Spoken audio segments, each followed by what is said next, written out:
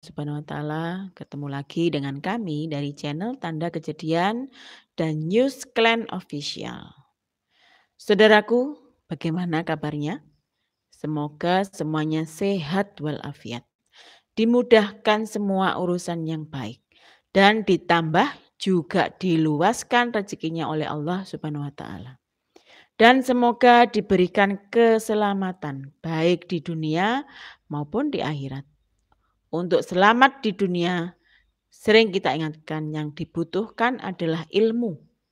Dan untuk selamat di akhirat yang dibutuhkan juga ilmu.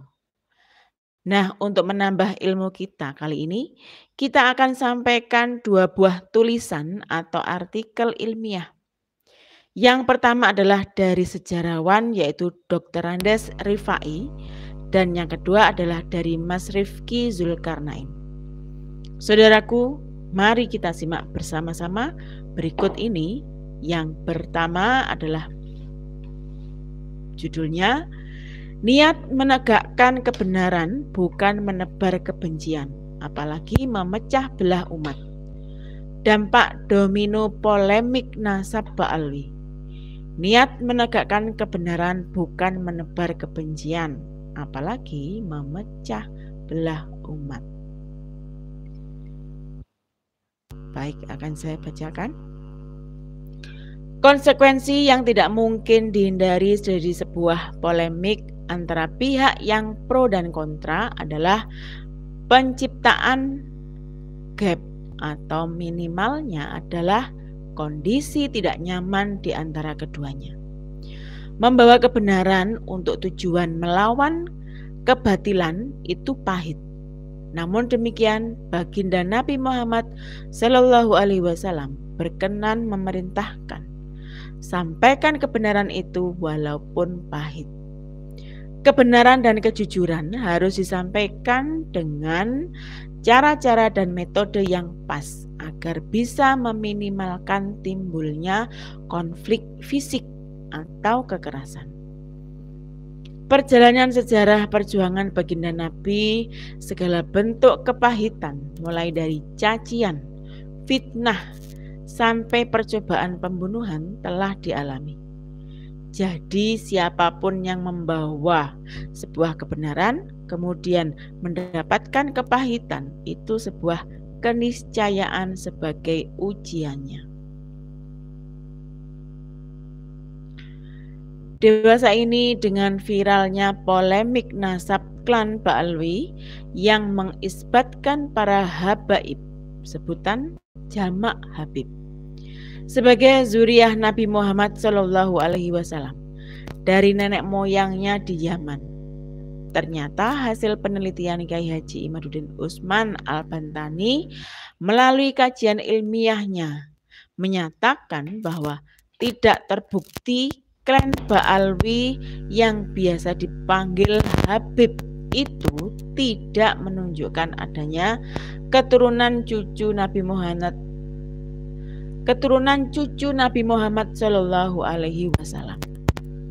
Artinya, keberadaannya yang mengklaim diri mereka sebagai zuriyah Nabi itu dipastikan oleh penelitian Kiai Imad, panggilan Kiai Imaduddin, tidak tersambung ke Nabi. Ada 4 dasar atas simpulan tesisnya itu dari kajian sejarah, filologi, ilmu nasab atau kitab-kitab nasab, dan tes DNA, menguatkan hipotesisnya atas keraguan bahwa habaib dari klan Ba'alwi itu bukan zuriyah Nabi. Diterima.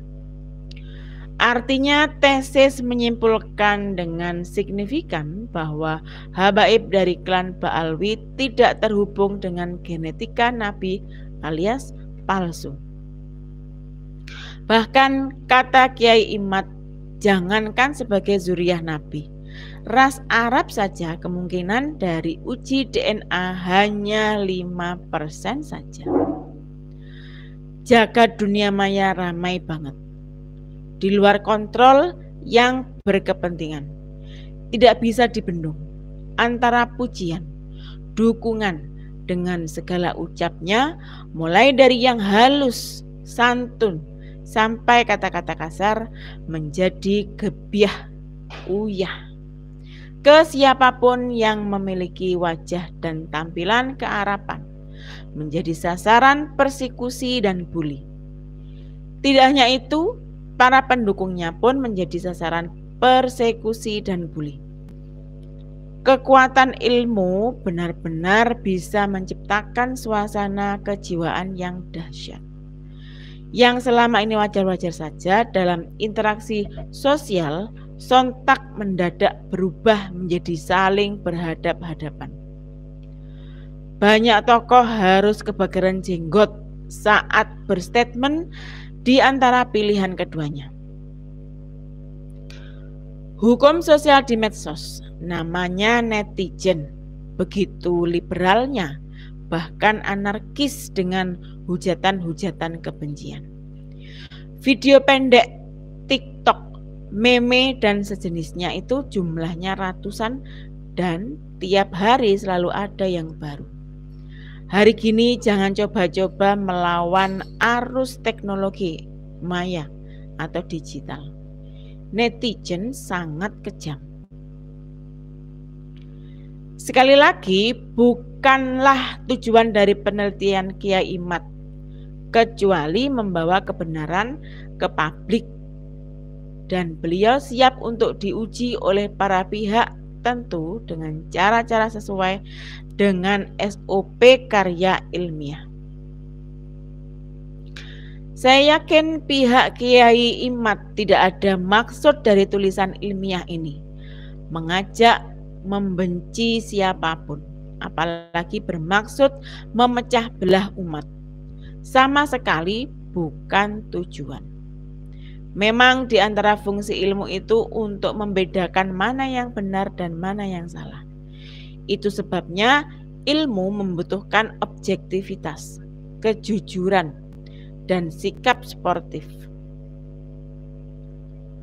Ekstremnya, ilmu tidak beragam dan tidak berideologi, tetapi bagian dari sifat-sifat keagamaan, menjunjung kejujuran dan mengunjungi nilai kemanusiaan. Jadi kalau ada yang merasa terzolimi atau dirugikan dari polemik ini, atau ada pihak yang berpeluang untuk mengungkapkan kejengkelan dan lain-lain, itu bagian dari efek domino atas kasus ini. Kalau mau jujur, semua sumber buruk dari para pihak, sebut saja netizen, sebenarnya berasal dari oknum-oknum habaib yang dinilai bertindak yang kurang bisa diterima. Misalnya otak-atik sejarah nasional, palsu memalsukan makam, ucapan-ucapan gedabrus juga kerap bernada merendahkan pemimpin bangsa, merendahkan martabat masyarakat muslim pada umumnya, dan seterusnya. Jelaslah itu sebagai bahan koreksi internal mereka. Tidak ada alasan karena tidak setuju dengan tesisnya Kiai Imad, kemudian menyerang Kiai Imad dengan berbagai narasi-narasi negatif. Sebutan-sebutan negara, maksud saya sebutan-sebutan negatif seperti pembohong, dajjal, pemecah belah umat, mengacak-acak persatuan umat Islam, dan seterusnya. Demikian juga sebaliknya, para pendukung hasil penelitian Kiai Imad juga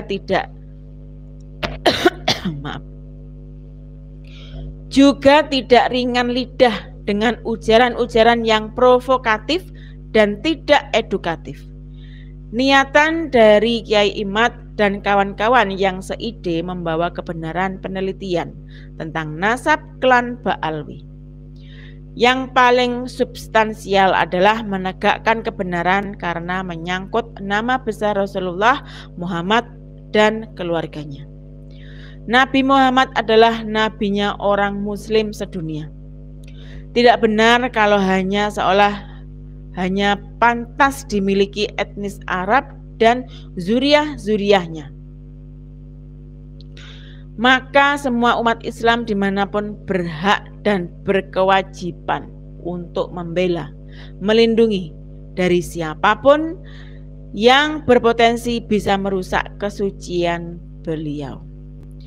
Semua yang dilakukan oleh Kiai Imad dan pendukungnya tidak lain sebagai wujud kecintaan kepada junjungan besar, yaitu baginda Rasulullah Muhammad SAW. Sikap bijak harus diambil oleh klan Ba'alwi atau hasil penelitian ilmiah Kiai Imad itu. Pertama, bersedia menerima hasil penelitian ilmiah Kiai Imad dalam pernyataan resmi lewat organisasi yang menaungi, yaitu Robitoh Alawiyah. Kedua, mengubah organisasi eksklusif Robitoh Alawiyah menjadi ormas biasa. Ketiga, dengan ikhlas tidak menggunakan gelar Habib sebagai identitas zuriyah Nabi, kecuali sebagai sebutan khas etnis keturunan Yaman. Keempat, mohon maaf kepada bangsa Nusantara atas tindakan beberapa oknum anggota Robitoh Alawiyah yang bertentangan dengan azas nilai kesejarahan dan budaya Nusantara. Kelima, tetap menjalankan aktivitas sebagai warga negara sah Republik ini. Melakukan syiar-syiar Islam di Nusantara dengan cara yang tidak bertentangan dengan nilai-nilai lokal nasional yang berlaku. Saya yakin sikap sportif zuriyah Ba'alwi tidak akan runtuh jika dengan sikap gentle diambil. Tokoh-tokoh dari Bani Hadrami yang menyandung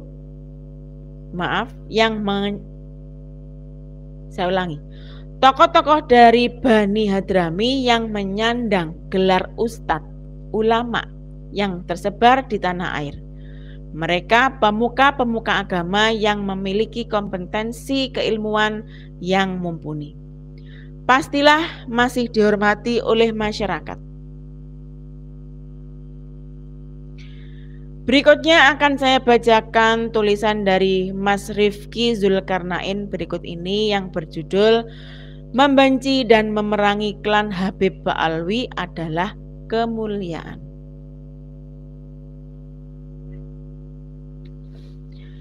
Di tengah percakapan publik mengenai nasab Habib bukan cucu Nabi, ada narasi tentang kebencian. Pihak klan Ba'alwi dan budak-budaknya melemparkan tuduhan bahwa Kiai Imad dan kawan-kawan mengajarkan dan menyebarkan kebencian. Di pihak yang bersepakat dengan Kiai Imad dan kawan-kawan, ada sebagian orang yang bersikeras menepis bahwa ini bukan mengajarkan kebencian, melainkan menyampaikan kebenaran. Ditilik dari motifnya, lemparan tuduhan klan Habib Ba'alwi dan budak-budaknya tidak disemangati oleh ketulusan dan kejujuran. Ia disemangati spirit menghalalkan segala cara guna mencapai tujuannya. Tipikal perilaku orang-orang licik dan munafik, dan kita dapat menyaksikannya dari pola track record perilaku mereka. Sementara segolongan orang yang menepis tuduhan dari klan Habib Ba'alwi bahwa dirinya tidak mengajarkan dan menyebarkan kebencian dan ditenagai oleh kebaikan dan ketulusan kepada masyarakat, supaya betul-betul ini tidak memadat menjadi kebencian. Penulis sangat memahami niatnya baik, namun menurut penulis tidak perlu menolak kebencian itu sendiri hingga berlebihan, sampai-sampai menajis-najiskan kebencian. Anti kebencian seolah-olah meletakkan suatu kepastian nilai. Dalam bahasa matematis, meminjam tema fikih. Benci sama dengan haram. Dosa besar sama dengan dilaknat Allah. Dan cinta sama dengan wajib, sama dengan pahala, sama dengan dicintai Allah. Tanpa disadari kita, manusia, melakukan statisasi psikologis pada sesuatu yang sifatnya dinamis, di mana kebencian itu pasti sesuatu yang tidak baik, buruk, bahkan dimaknai sebagai sebuah kejahatan dan kehinaan yang sangat fix, sama sekali tidak boleh dilakukan. Fix, haram hukumnya. Seperti perkataan Habib Hanif, mantu Imam Cebol, sebaliknya. Cinta distatiskan sebagai sesuatu yang pasti baik dan mulia. Loh, tunggu dulu. Penulis amat memahami kita tidak berlandas kebencian kepada siapapun. Kita itu orang-orang yang malas membenci karena tidak ada manfaatnya. Kita ini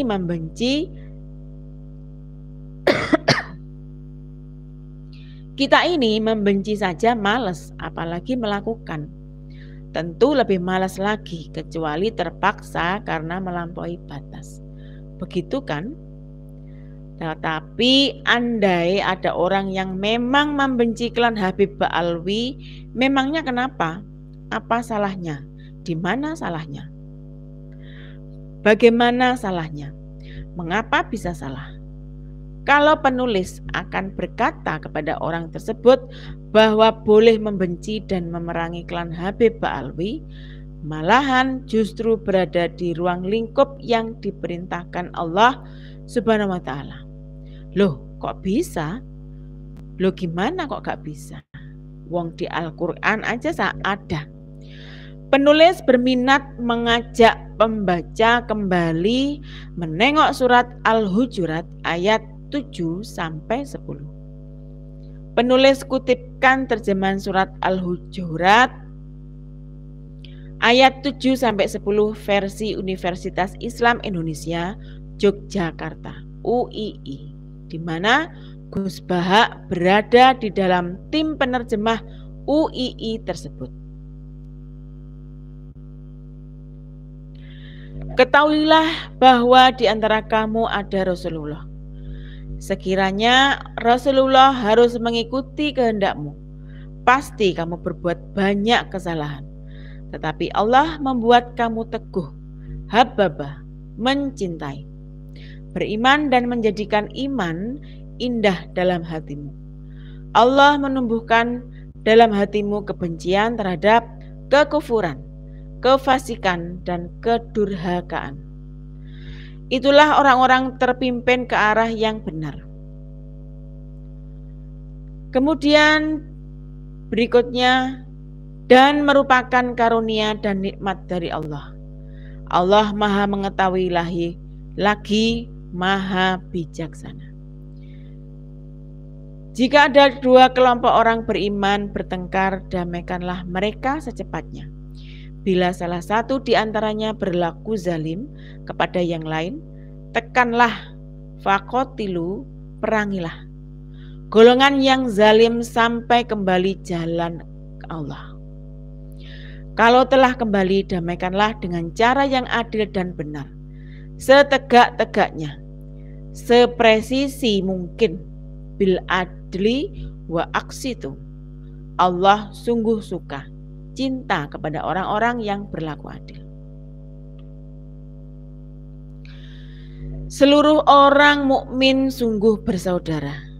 Damaikanlah antara saudaramu dan tawakallah kepada Allah agar kamu mendapat rahmat-Nya. Di atas perhatikan ayat ke-7 dan ke-8 dulu. Pembaca telah menemukan bahwa ada kebencian yang kemunculannya bersifat alamiah, transenden, yang itu Allah sendiri yang menumbuhkan pasca Allah Subhanahu wa ta'ala membuat seseorang teguh dan mencintai keimanan dan mencapai stabilitas mental state atau makom. Penyaksian keindahan pada iman bahwa iman itu ternyata indah. Keadaan batin yang stabil di penyaksian keindahan akan iman. Keadaan itu memunculkan kebencian. Kebencian terhadap apa? Kebencian terhadap kekufuran, kefasikan, dan kedurhakaan. Siapa yang menumbuhkan? Allah Subhanahu wa Ta'ala. Lebih fenomenalnya lagi, malahan orang yang membenci seperti itu distatusi oleh Allah sebagai orang-orang yang memperoleh petunjuk jalan yang benar atau lurus, terpimpin pada jalan yang lurus. Ulaika humur rasyidun. Allah Subhanahu wa Ta'ala menggelari orang-orang yang seperti itu dengan gelar Ar-Rasyid. Selain digelari Ar-Rasyid, Allah juga menyatakan bahwa itu merupakan karunia dan nikmatnya dari Allah. Fadaminallahi wa nikmatan. Lu gimana? Boleh kan membenci? Baik tidak membenci itu, saudara. Mulia tidak membenci itu. Bergantung konteks dan subjek objeknya. Jika patuh kepada Al-Hujarat ayat 7-8, justru membenci itu menjadi kewajiban, ada dan haram hukumnya. Ditiadakan dalam tatanan ulaika humur rasyidin dan fadaminallahi wa ni'matan.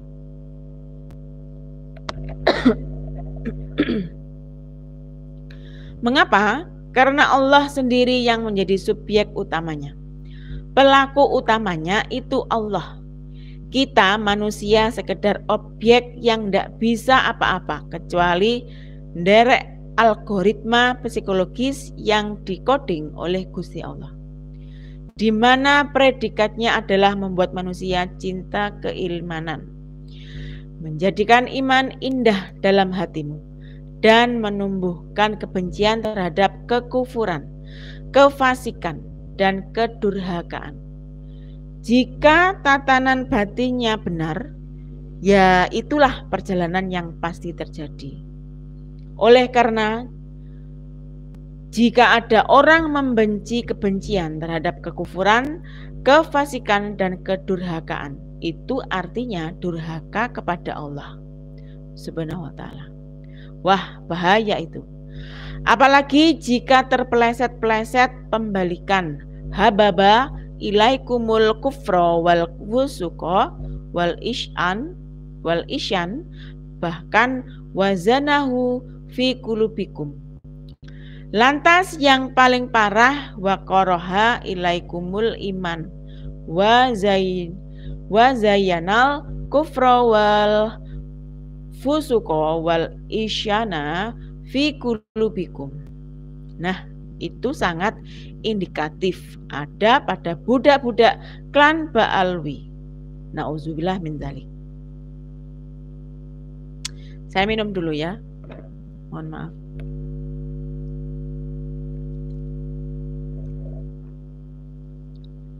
Jadi boleh tidak membenci klan Habib Ba'alwi.